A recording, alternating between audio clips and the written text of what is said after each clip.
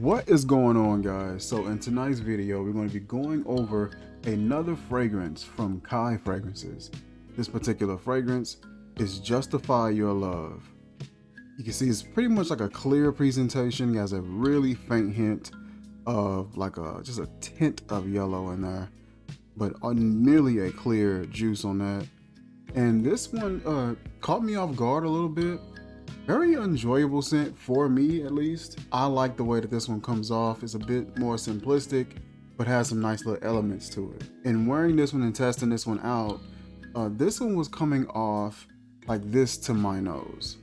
So I put in here to my nose, it had like a cinnamon, some same sort of gassy projecting vibe from the fragrance Hot Like Fire. Cherry, something tangy or candy-like, possibly a tonka, violet, and ambergris.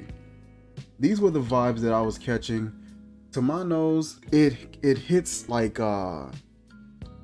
sort of like this warm, woody, sweet, fuzzy, dark, and I don't want to say powdery, but like a dusty fragrance. It has like this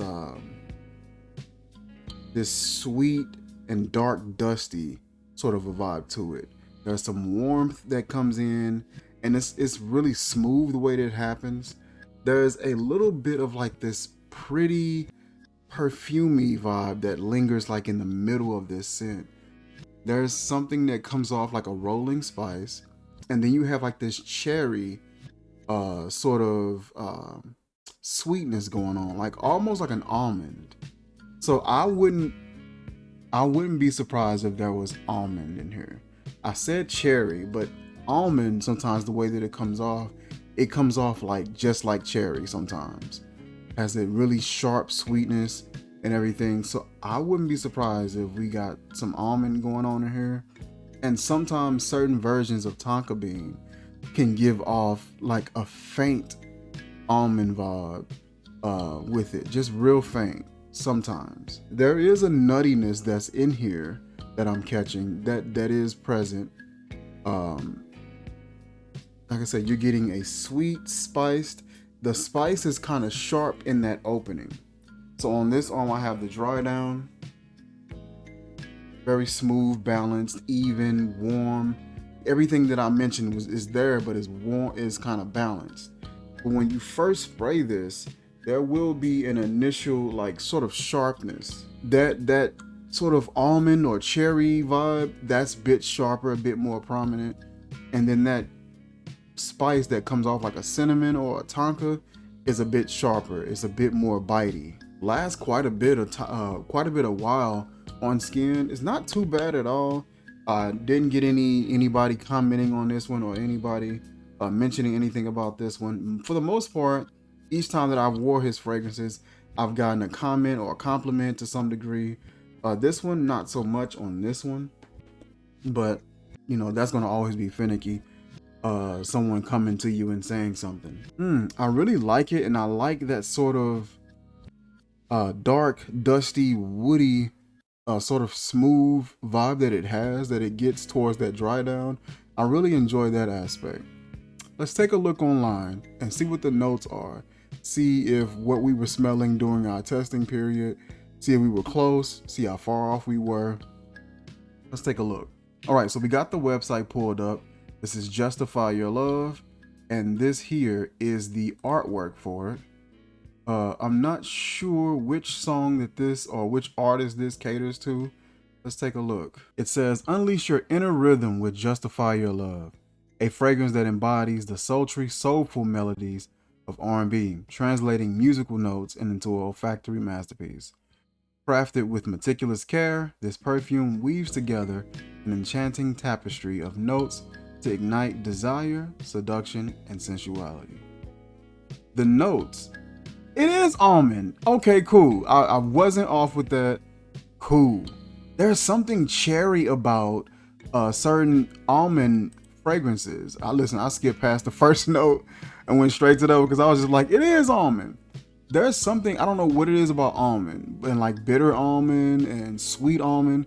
There's certain aspects of it just really comes off cherry-like. And I even want to say that Lost Cherry utilizes the almond. And it's something about it. It's super sweet, very synthetic, but doable and usable in the right applications. So I was excited about that because that was a last minute throw in guess on that one. So the first note is saffron, like the deep resonant tones of a soulful voice. Saffron adds a touch of exotic richness, captivating the senses and leaving a lingering, alluring impression. You have almond, evoking the warmth and intimacy of an embrace. Almond provides a creamy, comforting embrace that wraps around you like the embrace of a beloved tune. It has whipped cream. I was not expecting that. Like the smooth harmonies that intertwine seamlessly, whipped cream brings a velvety texture, softening the composition and infusing it with a sense of indulgence.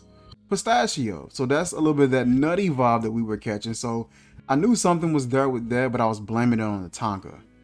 The initial burst of pistachio sets the stage, offering a lusciously nutty and vibrant opening, akin to the pulsating beat of a neo-soul melody. It says vanilla pie. The heart of the fragrance, vanilla pie weaves a tale of passion, longing reminiscent of heartfelt lyrics that tug at the soul. Tonka bean. We mentioned tonka bean and it was in here. A subtle undercurrent of tonka bean adds a depth of complexity, creating an intriguing interplay of light and shadow, much like the interplay of emotions in a compelling R&B ballad. Afterglow musk. The final note. Afterglow musk lingers like the echo of a lingering note, leaving a trail of sensuous, musky allure that embodies the lasting impact of a truly unforgettable love song. Afterglow musk? That's my first time ever hearing that one. So I'm interested in seeing how that one plays out.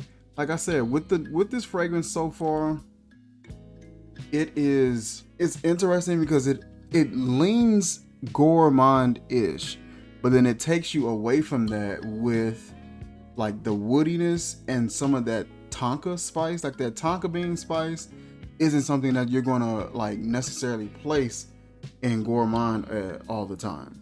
Sometimes it can take you out of that.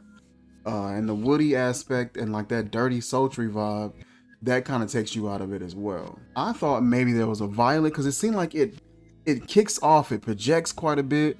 There's a lot of lift off in this fragrance, but saffron, from what I remember, it can do that. In each fragrance that I've smelled saffron in, it tends to have like a lot of lift off. With Baccarat Rouge, which gets subtle as it sits on skin, but it's still there.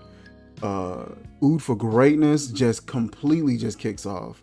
And I want to say Oud Satin Mood too, but I could be wrong with that. But just about every fragrance that I've seen saffron in is a lot of projecting going on. Fragrance is pretty interesting. Like I said, really enjoyable. This is great for the fall and winter. I can't really see this any other time. I can see somebody wanting to pull it out in the spring just to get some kind of a comfort and warmth. But for the most part, this seems like it's going to be a fall winter fragrance. And that dry down just gets a bit creamier. I wasn't getting the whipped cream as much at all. Wish I could have maybe gotten something that got a little bit more of it. It doesn't seem like I was catching that much of it, but I was getting somewhat of a creamy vibe, I believe, but not a whole lot. Once again, I will drop the link in the description where you guys can check this out. And this is Justify Your Love by Khye Fragrances. I'll drop the link in the description. And that is it for this video, you guys. Like, comment, share, subscribe, and I will see you guys soon. Peace.